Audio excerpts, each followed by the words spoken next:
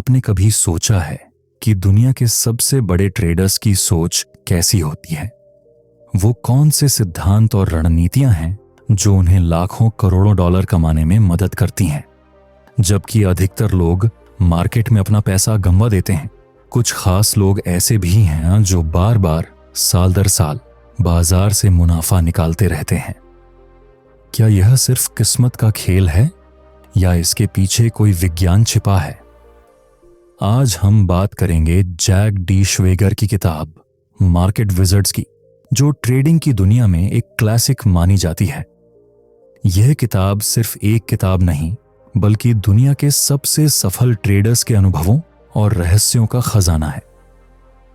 श्वेगर ने अपनी इस किताब में विभिन्न मार्केट विजर्ड्स यानी बाजार के जादूगरों के साथ गहन इंटरव्यू किए हैं और उनके ट्रेडिंग फिलॉसफी, स्ट्रैटेजी और मानसिकता को समझने की कोशिश की है। इस ऑडियो बुक में आप जानेंगे कि कैसे अलग अलग स्टाइल के ट्रेडर्स अपने अपने तरीके से मार्केट में सफलता हासिल करते हैं।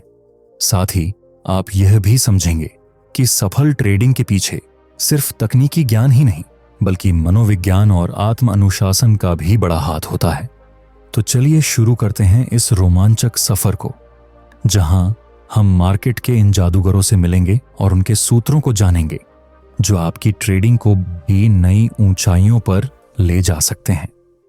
माइकल मार्कस, मार्केट की भाषा समझने वाला जादूगर। सबसे पहले बात करते हैं माइकल मार्कस की, जो अपने समय के सबसे प्रसिद्ध कमोडिटी ट्रेडर्स में से एक थे। मार्कस का मानना था कि मार्केट अपनी एक भाषा बोलता है और सफल ट्रेडर वह होता है जो इस भाषा को समझने में माहिर हो। आप सोच रहे होंगे कि यह भाषा क्या है? यह वह संकेत है जो मार्केट हमें हर पल दे रहा होता है। Price movement, volume, market sentiment और खास पैटर्न जो बार बार दिखाई देते हैं। मार्कस कहते हैं, मार्केट में सही होना महत्वपूर्ण नहीं है, बल्कि जब आप गलत हों तो अपनी गलती को स्वीकार करना और तुरंत अपना पोजीशन बदलना महत्वपूर्ण है। कई ट्रेडर्स अपने ईगो के कारण अपनी गलतियों को स्वीकार नहीं करते और उसी गलत पोजीशन को पकड़े रहते हैं, जिससे उनका नुकसान बढ़ता जाता है। मार्कस की सफलता का एक बड़ा राज था इंट्यूशन यानी अंतर्ज्ञान।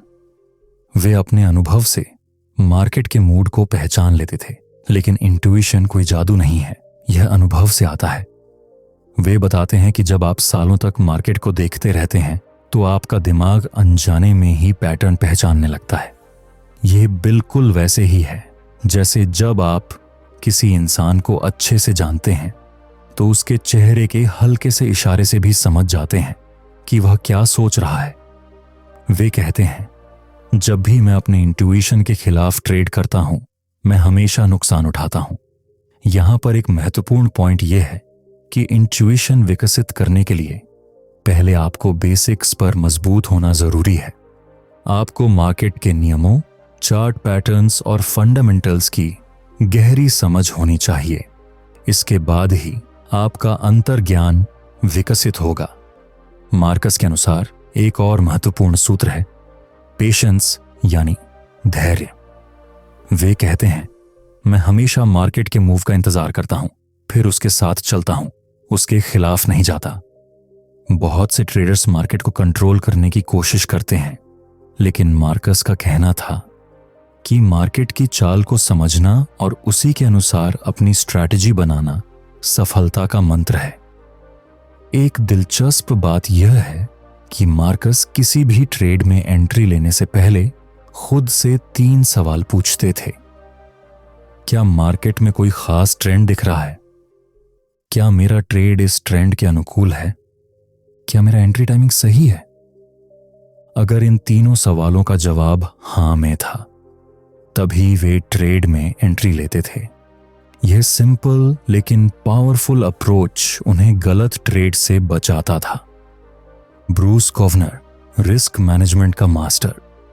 अब बात करते हैं ब्रूस कोवनर की, जिन्होंने अपने करियर में कई बार संपूर्ण विफलता का सामना किया, लेकिन हर बार वापसी की और अंत में सबसे सफल हेज फंड मैनेजर्स में से एक बने। कोवनर का मंत्र था रिस्क मैनेजमेंट। सबसे पहले रिस्क मैनेजमेंट सबसे बाद में, और बीच में भी रिस्क मैनेजमेंट। कोवनर की कहानी दिलचस्प है।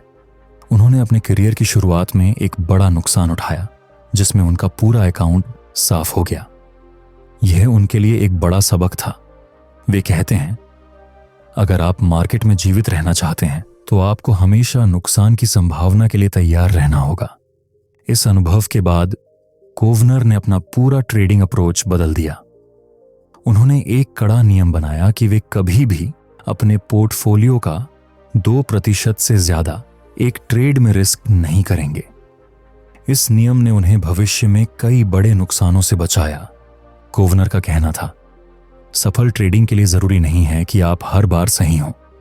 जरूरी यह है कि जब आप गलत हों तो आपका नुकसान इतना छोटा हो कि आप आगे के अवसरों का फायदा उठा सकें। ये बात शायद ही कोई नया ट्रेडर समझता है। हम सब यह सोचकर मार्केट में आते हैं कि हमें हमेशा सही होना है, लेकिन सच्चाई यह है कि सफल ट्रेडर भी 50 से 60% ट्रेड्स में ही सही होते हैं। बाकी में वे गलत होते हैं, लेकिन उनका रिस्क मैनेजमेंट इतना मजबूत होता है कि उनके मुनाफे उनके नुकसान से कहीं ज्यादा होते हैं। कोवनर एक दिलचस्प तकनीक का इस्तेमाल करते थे जिसे वे पायरामाइडिंग कहते थे। जब वे किसी ट्रेड में प्रॉफिट में होते तो वे अपनी पोजीशन धीरे धीरे बढ़ाते जाते, लेकिन हर बार कम मात्रा में। इस तरह अगर ट्रेंड उनके पक्ष में रहता तो वे बड़ा मुनाफा कमाते, और अगर ट्रेंड पलट जाता तो उनका नुकसान सीमित रहता। कोवनर इस बात पर भी जोर देते थे कि ट्रेडिंग में इमोशनल मैनेजमेंट बहुत जरूरी है। वे कहते हैं, जब आप अपनी भावनाओं के आधार पर ट्रेड करते हैं तो आप हमेशा हारेंगे। इसीलिए वे अपने ट्रेडिंग डिसीजंस लेने से पहले सब कुछ लिखकर प्लान करते थे ताकि इमोशन उनके फैसलों को प्रभावित न कर सके। एक और महत्वपूर्ण सिद्धांत जो कोवनर मानते थे वह था, हमेशा मार्केट की भाषा सुनो, अपने पूर्वाग्रहों की नहीं। उनका मानना था कि अक्सर ट्रेडर्स मार्केट में वही देखते हैं जो वे देखना चाहते हैं, न कि जो वास्तव में हो रहा है। इस पूर्वाग्रह से बचने के लिए वे हमेशा मार्केट के डेटा को बिना किसी भावनात्मक लगाव के देखते थे।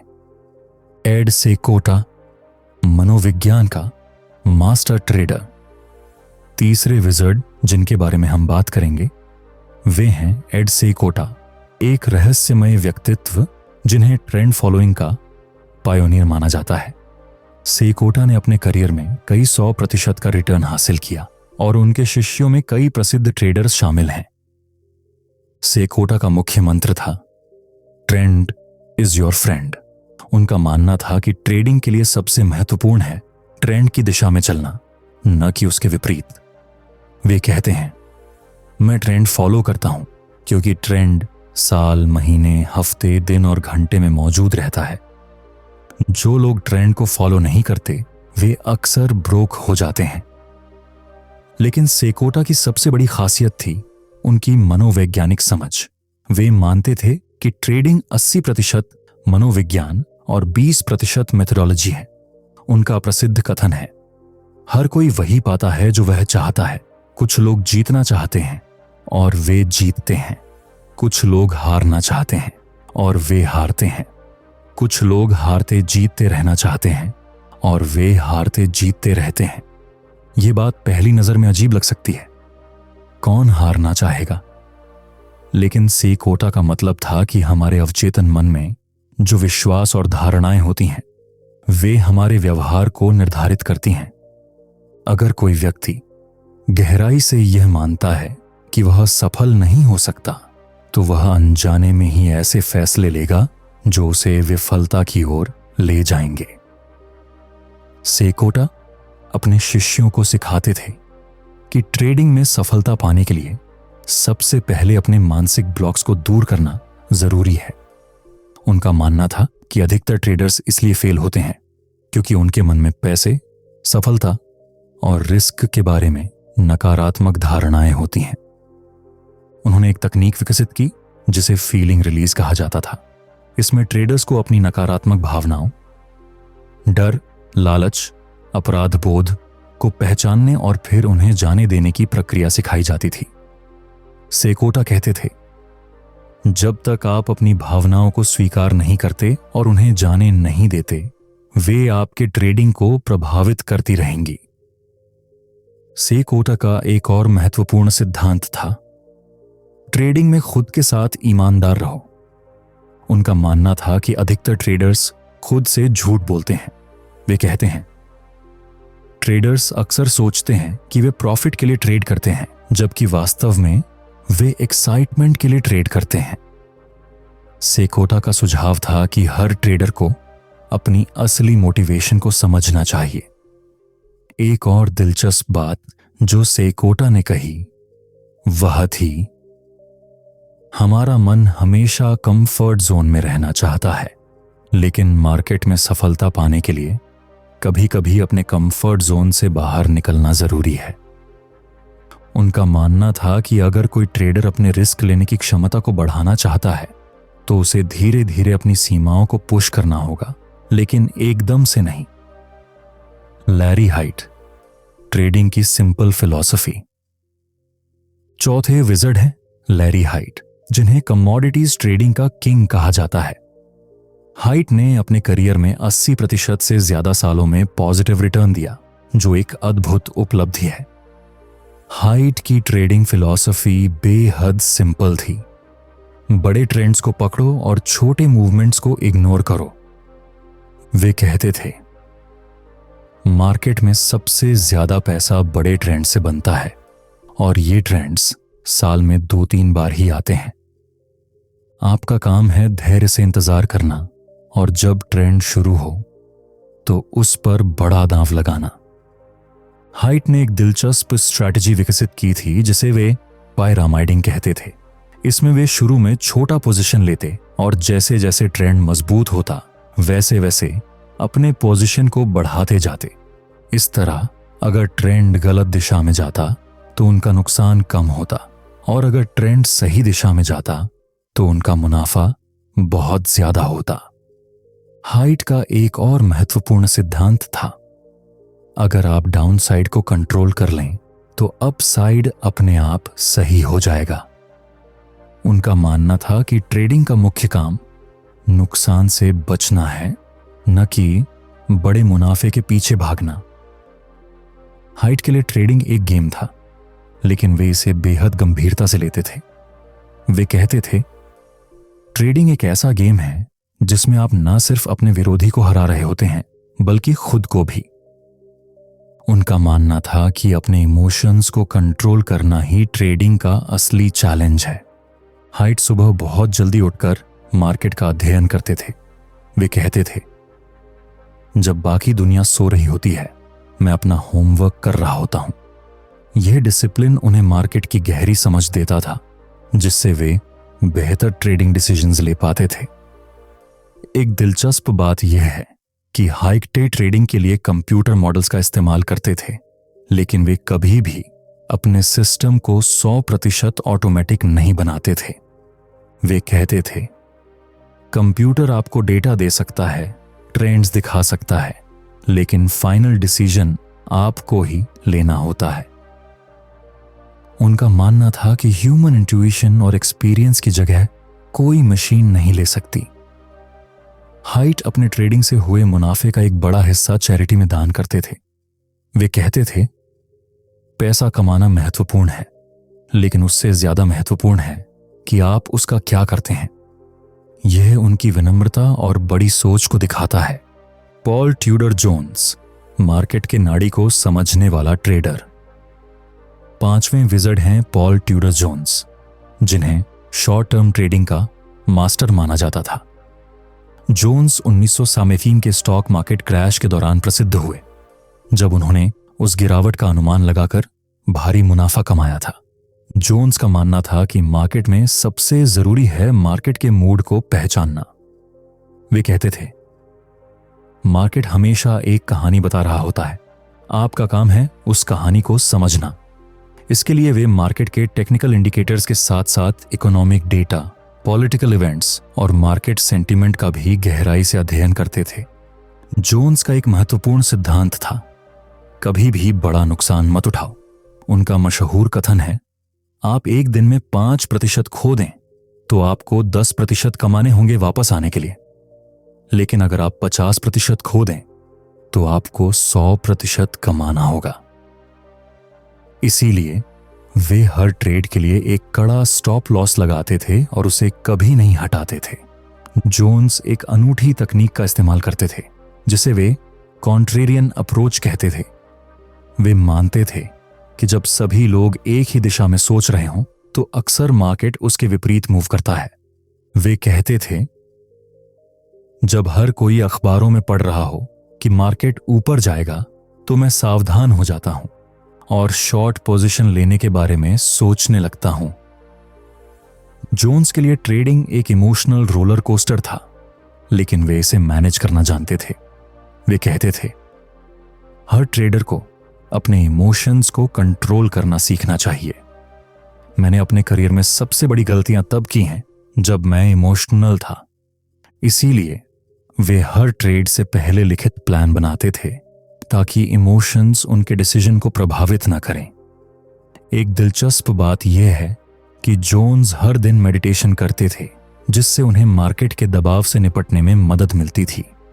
वे कहते थे, मेडिटेशन मेरे ट्रेडिंग का सीक्रेट वेपन है। यह मुझे क्लियर हेड रखने में मदद करता है जिससे मैं बेहतर डिसीजन ले पाता हूं।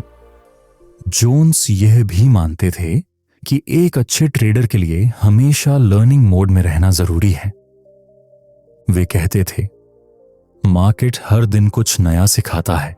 जैसे ही आप सोचेंगे कि आप सब कुछ जान गए हैं, मार्केट आपको एक ऐसा सबक सिखाएगा जो आप कभी नहीं भूलेंगे। जिम रॉजर्स, फंडामेंटल रिसर्च का महत्व। छठे विज़र्ड हैं जिम रॉजर्स, जिन्होंने जॉर्ज सोरोस के साथ मिलकर क्वांटम फंड की स्थापना की थी। रॉजर्स फंडामेंटल रिसर्च के बहुत बड़े समर्थक थे और उन्होंने अपने करियर में कई बड़े मैक्रो ट्रेंड्स की पहचान करके भारी मुनाफा कमाया। रॉजर्स का मूल सिद्धांत था, मार्केट में बड़ा पैसा बड़े ट्रेंड से बनता है और बड़े ट्रेंड्स की पहचान फंडामेंटल रिसर्च से होती है। वे मानते थे कि अगर आप किसी कमोडिटी या मार्केट के फंडामेंटल्स को गहराई से समझते हैं तो आप लॉन्ग टर्म ट्रेंड्स की पहचान कर सकते हैं और उनसे मुनाफा कमा सकते हैं। रॉजर्स इतने गहन रिसर्च में विश्वास करते थे कि वे दुनिया भर की यात्रा करते थे, विभिन्न देशों के मार्केट्स का अध्ययन करते थे और फर्स्ट हैंड एक्सपीरियंस से इन्वेस्टमेंट आइडियाज हासिल करते थे। वे कहते थे, आप टीवी पर मार्केट के बारे में जो कुछ सुनते हैं उसका आधा भी सच नहीं होता। सच्चाई जानने के लिए आपको खुद जांच करनी होगी। रॉजर्स का मानना था कि सफल इन्वेस्टिंग के लिए सबसे जरूरी है कॉन्ट्रेरियन थिंकिंग, यानी भीड़ के विपरीत सोचना। वे कहते थे, जब हर कोई एक ही तरह से सोच रहा हो तो आमतौर पर हर कोई गलत होता है। उनकी प्रसिद्ध स्ट्रैटेजी थी, जब सभी बेच रहे हों तो खरीदो और जब सभी खरीद रहे हों तो बेचो। रॉजर्स का एक और महत्वपूर्ण सिद्धांत था पेशेंस, यानी धैर्य। वे कहते थे, मार्केट में जल्दबाजी का कोई स्थान नहीं है। अच्छे अवसर की प्रतीक्षा करना सीखो। उनका मानना था कि अक्सर ट्रेडर्स एक्शन में रहने के लिए गलत ट्रेड्स में फंस जाते हैं, जबकि कभी-कभी सबसे अच्छा एक्शन कोई एक्शन न लेना होता है। रॉजर्स ने अपने करियर में कई बड़ी तबाही देखी थी, मार्केट क्रैश, रिसेशन, वॉर। इन अनुभवों ने उन्हें रिस्क मैनेजमेंट का महत्व सिखाया। वे कहते थे, जब मार्केट के बारे में हर कोई पॉजिटिव हो तब सावधान रहो और जब हर कोई नेगेटिव हो तब अवसर ढूंढो। एक दिलचस्प बात यह है कि रॉजर्स केवल एक या दो बड़े आइडियाज पर फोकस करते थे बजाय कई छोटे ट्रेड्स के। वे कहते थे, अगर आप बहुत सारे ट्रेड्स करते हैं तो आप कभी भी किसी एक को गहराई से नहीं समझ पाएंगे। ये उनके फोकस्ड अप्रोच को दिखाता है। रॉजर्स का मानना था कि एक अच्छे ट्रेडर के लिए एनालिटिकल स्किल्स के साथ साथ इमेजिनेशन भी जरूरी है। वे कहते थे, आपको यह कल्पना करने की क्षमता होनी चाहिए कि भविष्य कैसा हो सकता है और फिर उस दिशा में ट्रेड करना चाहिए। मार्टी श्वार्ट्ज, इंट्राडे ट्रेडिंग का किंग, 7वें विज़र्ड हैं। मार्टी श्वार्ट्ज, जिन्हें इंट्राडे ट्रेडिंग का किंग कहा जाता है। श्वार्ट्ज ने अपने करियर के शुरुआती 10 सालों में अपने अकाउंट को 40,000 से 2 करोड़ तक पहुंचा दिया था, जो एक अद्भुत उपलब्धि है।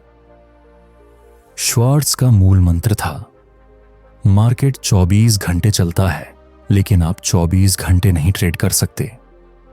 उनका मानना था कि इंट्राडे ट्रेडिंग के लिए सबसे जरूरी है फोकस और डिसिप्लिन। वे कहते थे, मैं केवल तभी ट्रेड करता हूं जब मैं 100% फोकस्ड होता हूं। अगर मैं थका हुआ या डिस्ट्रैक्टेड हूं तो मैं ट्रेडिंग से दूर रहता हूं।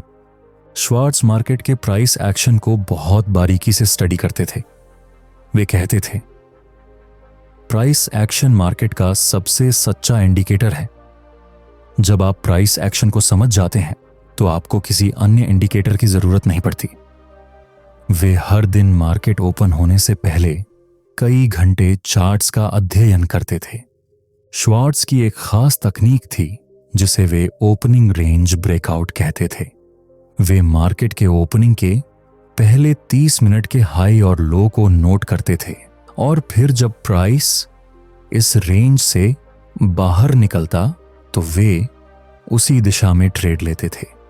उनका मानना था कि यह ब्रेकआउट अक्सर दिन के ट्रेंड की दिशा तय करता है। श्वार्ट्ज ने अपने इंट्राडे ट्रेडिंग के लिए कुछ कड़े नियम बनाए थे। कभी भी एक दिन में अपने अकाउंट का 5% से ज्यादा रिस्क न करें। अगर 3 ट्रेड्स लगातार गलत जाएं तो उस दिन ट्रेडिंग बंद कर दें। हमेशा स्टॉप लॉस का इस्तेमाल करें। कभी भी लॉस को बढ़ने न दें। श्वार्ट्ज ट्रेडिंग में इमोशनल डिसिप्लिन पर बहुत जोर देते थे। वे कहते थे, ट्रेडिंग का सबसे बड़ा दुश्मन है भय और लालच। अगर आप इन दोनों को कंट्रोल कर लें तो आप जीत जाएंगे। इसीलिए वे हर ट्रेड के लिए एक प्लान बनाते थे और उसे कड़ाई से फॉलो करते थे। एक दिलचस्प बात यह है कि श्वार्ट्ज ने अपने करियर की शुरुआत में कई बड़े नुकसान उठाए थे, लेकिन उन्होंने इन अनुभवों से सीखा और अपनी ट्रेडिंग स्ट्रेटजी को रिफाइन किया। वे कहते थे, मेरी सबसे बड़ी जीत मेरी सबसे बड़ी हार के बाद आई। यह उनकी रेजिलियंस और सीखने की क्षमता को दिखाता है। श्वार्ट्ज का मानना था कि इंट्राडे ट्रेडिंग के लिए मार्केट सेंटिमेंट को समझना बहुत जरूरी है। वे कहते थे, मार्केट एक हर्ड एनिमल की तरह है जो कभी भय से और कभी लालच से प्रेरित होता है। आपका काम है इस हर्ड के मूवमेंट को समझना और उसके आगे रहना। पीटर लिंच, क्रिएटिव इन्वेस्टिंग के मास्टर, 8वें विज़र्ड हैं। पीटर लिंच, जिन्होंने फिडेलिटी मैजेलन फंड को 13 सालों तक मैनेज किया और इस दौरान 29% का औसत सालाना रिटर्न दिया। लिंच सभी विज़र्ड्स में अलग थे क्योंकि वे मुख्य रूप से लंबी अवधि के निवेशक थे, न कि छोटी अवधि के ट्रेडर। उनका मूल सिद्धांत था, invest in what you know. उनका मानना था कि हर इन्वेस्टर का अपना एक्सपर्टीज एरिया होता है और उसी में इन्वेस्ट करना चाहिए। लिंच अक्सर अपने रोजमर्रा के अनुभवों से इन्वेस्टमेंट आइडियाज हासिल करते थे। उनका प्रसिद्ध उदाहरण है डंकिन डोनट्स। जब उन्होंने देखा कि उनकी पत्नी इस डोनट चेन के प्रोडक्ट्स पसंद करती हैं, तो उन्होंने कंपनी का रिसर्च किया और उसमें इन्वेस्ट किया, जिससे उन्हें बड़ा मुनाफा हुआ। लिंच का मानना था कि सफल इन्वेस्टिंग के लिए जरूरी है होमवर्क। वे कहते थे, जो लोग स्टॉक मार्केट में पैसा गंवाते हैं वे आमतौर पर उन कंपनीज में इन्वेस्ट करते हैं जिनके बारे में वे पर्याप्त नहीं जानते। वे हर कंपनी के बारे में गहराई से रिसर्च करते थे, उनके products, management financial statements, competition और मार्केट पोजीशन। लिंच की एक प्रसिद्ध स्ट्रैटेजी थी जिसे वे 10 बैगर्स कहते थे। ये ऐसे स्टॉक्स होते हैं जो अपनी वैल्यू 10 गुना बढ़ा देते हैं। वे कहते थे, आपको अपने पोर्टफोलियो में केवल 1 या 2 10 बैगर्स की जरूरत है और आप अपने कई गलत निवेशों के नुकसान को कवर कर लेंगे। लिंच स्टॉक मार्केट में मैक्रो इवेंट्स की भविष्यवाणी करने में विश्वास नहीं करते थे। वे कहते थे, अगर आप 10 मिनट मार्केट, इकोनॉमी या इंटरेस्ट रेट्स की चिंता में बिताते हैं तो आपने 10 मिनट बर्बाद किए हैं। अगर आप 10 मिनट कंपनी के फंडामेंटल्स की स्टडी में बिताते हैं तो आपने अच्छा इन्वेस्टमेंट समय बिताया। लिंच का मानना था कि सफल इन्वेस्टिंग के लिए इमोशनल स्टेबिलिटी बहुत जरूरी है। वे कहते थे, मार्केट में गिरावट के दौरान आपका सबसे बड़ा एसेट है आपका टेम्परामेंट, न कि आपका इंटेलेक्ट। उनका मानना था कि शॉर्ट टर्म वोलेटिलिटी से घबराए बिना लॉन्ग टर्म दृष्टिकोण रखना जरूरी है। एक दिलचस्प बात यह है कि लिंच स्टोरी स्टॉक्स में इन्वेस्ट करने में विश्वास करते थे। ये ऐसी कंपनीज होती हैं जिनका बिजनेस मॉडल आसानी से समझ में आता है। वे कहते थे, अगर आप एक कंपनी के बिजनेस को एक पोस्टकार्ड पर समझा नहीं सकते तो शायद आपको उसमें इन्वेस्ट नहीं करना चाहिए। विलियम ओ नील तकनीकी और फंडामेंटल एनालिसिस का संयोजन। 9वें विजर्ड हैं विलियम ओनील, जिन्होंने कंसलम इन्वेस्टिंग सिस्टम विकसित किया और इन्वेस्टर्स बिजनेस डेली न्यूज़पेपर की स्थापना की।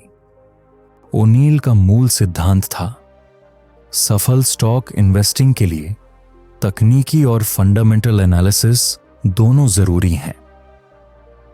उनका मानना था कि केवल टेक्निकल चार्ट्स या केवल फंडामेंटल डेटा से बेस्ट स्टॉक्स नहीं चुने जा सकते। इसके बजाय दोनों का संयोजन सबसे अच्छे रिजल्ट्स देता है। ओनील ने कैंसलिम नामक सिस्टम विकसित किया जिसमें हर अक्षर एक महत्वपूर्ण फैक्टर को दर्शाता है। सी, मौजूदा तिमाही कमाई। ए, एनुअल अर्निंग्स ग्रोथ, सालाना कमाई में वृद्धि। N, new products, new management, new high, नए उत्पाद, नया प्रबंधन, नया उच्च। एस, सप्लाई एंड डिमांड, आपूर्ति और मांग। एल, लीडर या लागार्ड, अग्रणी या पिछड़ा। आई, इंस्टीट्यूशनल ओनरशिप, संस्थागत स्वामित्व। एम, मार्केट डायरेक्शन, बाजार की दिशा। ओनील को स्टॉक मार्केट के पैटर्न स्टडी करने का शौक था। उन्होंने सैकड़ों सफल स्टॉक्स का अध्ययन करके पाया कि उनमें कुछ सामान्य विशेषताएं होती हैं, जैसे strong earnings growth, high return on equity and innovative products. In patterns के आधार पर उन्होंने अपना कैंसलम सिस्टम विकसित किया। ओनील मार्केट टाइमिंग पर बहुत जोर देते थे। वे कहते थे, स्टॉक्स 75% समय मार्केट की दिशा में चलते हैं, इसीलिए मार्केट की दिशा समझना सबसे जरूरी है। वे प्राइस और वॉल्यूम एक्शन के आधार पर मार्केट ट्रेंड का अनुमान लगाते थे। ओनील की एक प्रसिद्ध स्ट्रैटेजी थी जिसे वे कप से हैंडल पैटर्न कहते थे। यह एक टेक्निकल पैटर्न है जो दिखता है जैसे एक कप जिसमें एक हैंडल है। उनका मानना था कि जब स्टॉक इस पैटर्न को फॉर्म करता है और फिर ब्रेकआउट करता है तो यह अक्सर बड़ी तेजी का संकेत होता है। ओनील सेल डिसिप्लिन पर बहुत जोर देते थे। वे कहते थे, इन्वेस्टर्स जानते हैं कि कब खरीदना है, लेकिन बहुत कम जानते हैं कि कब बेचना है। उनका 8% का स्टॉप लॉस रूल प्रसिद्ध है। अगर स्टॉक खरीद मूल्य से 8% नीचे गिरता है तो तुरंत बेच दें, बिना सवाल के। एक और महत्वपूर्ण सिद्धांत जो ओनील मानते थे वह था स्टॉक्स सेक्टर्स में मूव करते हैं। उनका मानना था कि अगर किसी सेक्टर में एक स्टॉक अच्छा परफॉर्म कर रहा है तो उसी सेक्टर के अन्य स्टॉक्स भी अच्छा परफॉर्म करने की संभावना रखते हैं। इसीलिए वे स्ट्रांग सेक्टर्स में इन्वेस्ट करने पर जोर देते थे। ओनील टेक्निकल एनालिसिस में रिलेटिव स्ट्रेंथ का उपयोग करते थे। वे कहते थे, हमेशा उन स्टॉक्स में इन्वेस्ट करें जो मार्केट से बेहतर परफॉर्म कर रहे हों। उनका मानना था कि ट्रेंड एक बार शुरू होने के बाद जारी रहने की प्रवृत्ति रखता है। रिचर्ड डेनिस, ट्रेडिंग सिखाई जा सकती है या नहीं? 10वें और अंतिम विजार्ड हैं रिचर्ड डेनिस, जिन्हें प्रिंस ऑफ द पिट के नाम से जाना जाता था। डेनिस ने $1,600 से शुरुआत करके अपने करियर में $200 मिलियन कमाए, लेकिन वे सबसे ज्यादा अपने टर्टल ट्रेडिंग एक्सपेरिमेंट के लिए जाने जाते हैं। यह एक्सपेरिमेंट एक बहस से शुरू हुआ। डेनिस का मानना था कि ट्रेडिंग सिखाई जा सकती है, जबकि उनके पार्टनर विलियम एखार्ट का मानना था कि ट्रेडर्स पैदा होते हैं, बनाए नहीं जाते। इस बहस को सुलझाने के लिए उन्होंने कुछ लोगों को चुना जिन्हें टर्टल्स का नाम दिया गया और उन्हें अपनी ट्रेडिंग सिस्टम सिखाया। रिजल्ट आश्चर्यजनक था। अधिकतर टर्टल्स सफल ट्रेडर बन गए, जिससे सिद्ध हुआ कि ट्रेडिंग वाकई सिखाई जा सकती है। डेनिस का मानना था, अगर आपके पास एक अच्छा सिस्टम है और आप इसे फॉलो करने के लिए डिसिप्लिन्ड हैं, तो आप सफल ट्रेडर बन सकते हैं। डेनिस ने टर्टल्स को जो ट्रेडिंग सिस्टम सिखाया वह मुख्य रूप से ट्रेंड फॉलोइंग था। इसके मुख्य सिद्धांत थे, मार्केट के बड़े ट्रेंड्स को पकड़ो, रिस्क मैनेजमेंट पर जोर दो, हमेशा स्टॉप लॉस इस्तेमाल करो, किसी भी सिंगल ट्रेड में पोर्टफोलियो का 2% से ज्यादा रिस्क न करो, विनिंग ट्रेड्स को बढ़ाओ और लूजिंग ट्रेड्स को कम करो। डेनिस मानते थे कि ट्रेडिंग मार्केट से पैसा लेने का एक सिस्टमैटिक तरीका है, न कि भाग्य या अंतर्ज्ञान पर आधारित कोई रहस्यमयी प्रक्रिया। वे कहते थे, अगर आप सिस्टम फॉलो करो और रिस्क मैनेजमेंट पर ध्यान दो तो समय के साथ आप जरूर सफल होंगे। एक दिलचस्प बात यह है कि डेनिस ने नए ट्रेडर्स को सिखाया कि ट्रेडिंग सिर्फ 20% तकनीकी ज्ञान है और 80% मानसिक दृष्टिकोण। वे कहते थे, ट्रेडिंग में इसलिए फेल होते हैं क्योंकि वे अपने इमोशंस को कंट्रोल नहीं कर पाते, न कि इसलिए कि उनका सिस्टम खराब है। डेनिस का मानना था कि ट्रेडिंग में कंसिस्टेंसी सबसे जरूरी है। वे कहते थे, एक ही सिस्टम को लंबे समय तक फॉलो करो, उसे बार बार बदलने की गलती मत करो। उनका मानना था कि अधिकतर ट्रेडर्स एक सिस्टम से दूसरे में जंपिंग करते रहते हैं और इसीलिए वे फेल होते हैं। टर्टल ट्रेडिंग एक्सपेरिमेंट से एक महत्वपूर्ण सबक यह था कि सफल ट्रेडिंग के लिए मानसिक ताकत बहुत जरूरी है। डेनिस ने अपने टर्टल्स को सिखाया कि कैसे लॉसेस को स्वीकार करें और आगे बढ़ें, कैसे अपने ईगो को कंट्रोल में रखें और कैसे मार्केट की अनिश्चितता को स्वीकार करें। सभी विजर्ड्स के अनुभवों से सीखें कॉमन थीम्स। हम बता चुके हैं कि कैसे विभिन्न ट्रेडिंग विजर्ड्स अपने अपने यूनिक तरीके से मार्केट में सफल हुए, लेकिन अगर हम इन सभी के अनुभवों को गहराई से देखें तो कुछ कॉमन थीम्स दिखाई देते हैं। Risk management. हर विजर्ड ने इस बात पर जोर दिया कि रिस्क मैनेजमेंट सफल ट्रेडिंग का सबसे महत्वपूर्ण हिस्सा है। सभी ने अपने ट्रेड्स के लिए स्टॉप लॉस का इस्तेमाल किया और कभी भी एक ट्रेड पर बहुत ज्यादा पैसा दांव पर नहीं लगाया। Emotional control. हर विजार्ड ने बताया कि ट्रेडिंग में सफलता के लिए इमोशनल कंट्रोल बहुत जरूरी है। डर और लालच पर काबू पाना, लॉसेस को स्वीकार करना और धैर्य रखना, ये सब मानसिक ताकत के पहलू हैं जो एक अच्छे ट्रेडर के लिए जरूरी हैं। Trading system. हर विजर्ड का अपना ट्रेडिंग सिस्टम था जिसका वे कड़ाई से पालन करते थे। चाहे वह ट्रेंड फॉलोइंग हो, कॉन्ट्रेरियन अप्रोच हो या फंडामेंटल एनालिसिस, हर विजर्ड ने एक स्पष्ट ट्रेडिंग सिस्टम विकसित किया था और उसे लगातार फॉलो करते थे। Learning mindset. हर विजर्ड ने हमेशा सीखने की प्रवृत्ति रखी। वे अपनी गलतियों से सीखते थे, मार्केट के बदलते ट्रेंड्स को समझते थे और अपने अप्रोच को अडेप्ट करते थे। उनके लिए ट्रेडिंग एक कंटिन्यूअस लर्निंग प्रोसेस था। पेशेंस। हर विजर्ड ने पेशेंस के महत्व पर जोर दिया। वे सही अवसर का इंतजार करते थे, जल्दबाजी में गलत ट्रेड नहीं लेते थे और अपने विनिंग पोजीशंस को समय देते थे। फोकस। हर विजार्ड अपने ट्रेडिंग पर पूरी तरह फोकस्ड रहता था।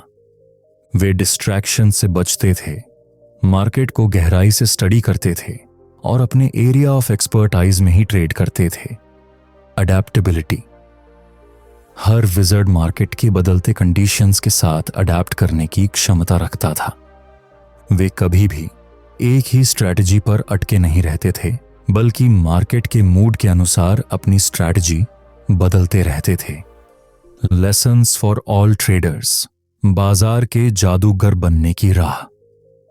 अब जब हमने विभिन्न मार्केट विजर्ड्स के अनुभवों और सिद्धांतों के बारे में जान लिया है, तो हम इन सभी से कुछ महत्वपूर्ण सबक ले सकते हैं जो हर ट्रेडर के लिए उपयोगी होंगे। अपनी स्ट्रैटेजी विकसित करें। हर ट्रेडर को अपनी यूनिक स्ट्रैटेजी विकसित करनी चाहिए जो उसके व्यक्तित्व, रिस्क टॉलरेंस और ट्रेडिंग स्टाइल के अनुकूल हो। दूसरों की स्ट्रैटेजी को ब्लाइंडली कॉपी करने से बचें।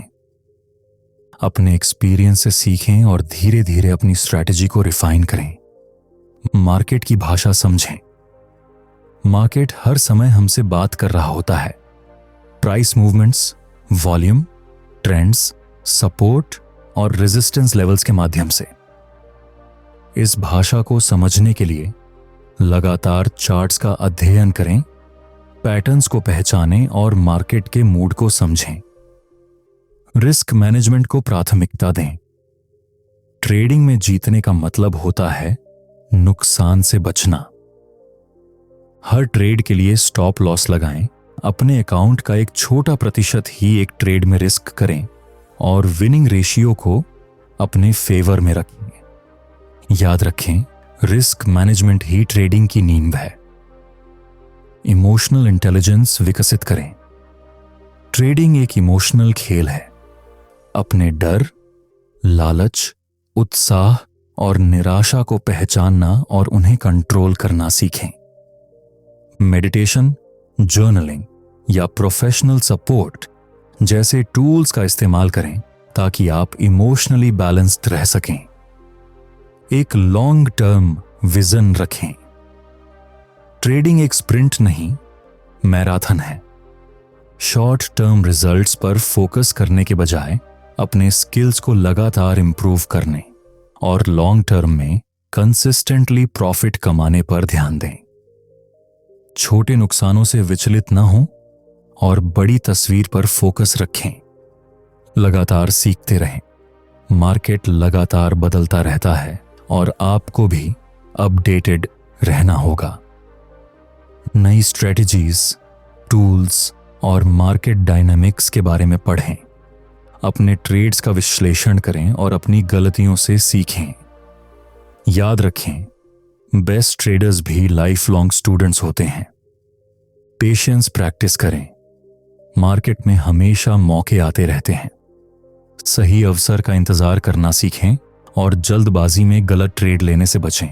याद रखें, कभी कभी सबसे अच्छा एक्शन कोई एक्शन न लेना होता है। डिसिप्लिन बनाए रखें। अपने ट्रेडिंग प्लान को कड़ाई से फॉलो करें, अपने रूल्स का पालन करें और डिसिप्लिन बनाए रखें।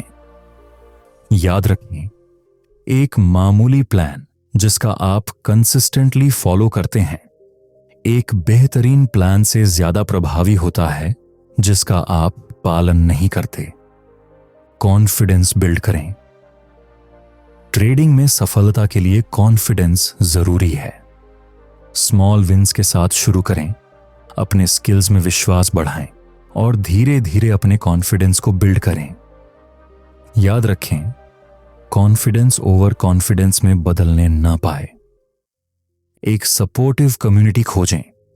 ट्रेडिंग अकेले का सफर हो सकता है, लेकिन एक सपोर्टिव कम्युनिटी आपको मोटिवेटेड रखने और नए आइडियाज साझा करने में मदद कर सकती है। मेंटोर्स, पीयर्स या ऑनलाइन कम्युनिटीज से जुड़ें ताकि आप अपने अनुभवों को साझा कर सकें और दूसरों से सीख सकें। निष्कर्ष दोस्तों, मार्केट विजार्ड्स सिर्फ एक किताब नहीं है। यह ट्रेडिंग की दुनिया में एक खजाना है जिसमें सफल ट्रेडर्स के अनुभव, रणनीतियां और ज्ञान छिपा है। इस वीडियो में हमने उन विजार्ड्स के रहस्यों को जाना जिन्होंने ट्रेडिंग की दुनिया में अपना लोहा मनवाया है। याद रखें, हर विजार्ड ने अपने अपने तरीके से सफलता हासिल की। कोई ट्रेंड फॉलोइंग से, कोई कंट्रेरियन अप्रोच से, कोई फंडामेंटल एनालिसिस से, लेकिन उन सभी के बीच कुछ सामान्य तत्व थे: जोखिम प्रबंधन, भावनात्मक नियंत्रण और एक स्पष्ट ट्रेडिंग फिलॉसफी। ट्रेडिंग कोई गेट रिच क्विक स्कीम नहीं है। यह एक प्रोफेशन है जिसके लिए समर्पण, डिसिप्लिन और लगातार सीखने की जरूरत होती है। जैसे पॉल ट्यूडर जोन्स ने कहा, मार्केट हर दिन कुछ नया सिखाता है। जैसे ही आप सोचेंगे कि आप सब कुछ जान गए हैं, मार्केट आपको एक ऐसा सबक सिखाएगा जो आप कभी नहीं भूलेंगे। अगर आप भी मार्केट विज़र्ड बनना चाहते हैं तो इस वीडियो में बताए गए सिद्धांतों को अपनी ट्रेडिंग में लागू करें, अपनी रणनीति विकसित करें, रिस्क मैनेजमेंट पर फोकस करें और हमेशा सीखते रहें। ट्रेडिंग एक लंबा सफर है और हर कदम आपको एक बेहतर ट्रेडर बनने की ओर ले जाता है। अगर आपको यह वीडियो पसंद आया और आपने इससे कुछ नया सीखा तो कृपया इसे लाइक और शेयर करें।